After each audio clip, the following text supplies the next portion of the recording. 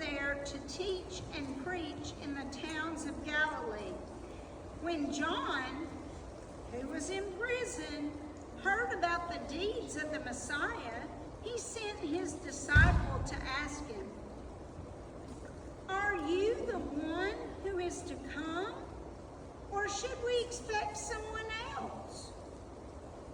And Jesus replied, "Go back to John the Baptist and report to John what you hear and see.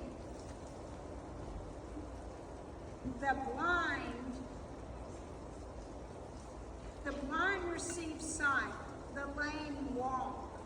Those who have leprosy are cleansed, the deaf they can hear, and the dead are raised, and the good news is proclaimed to the poor.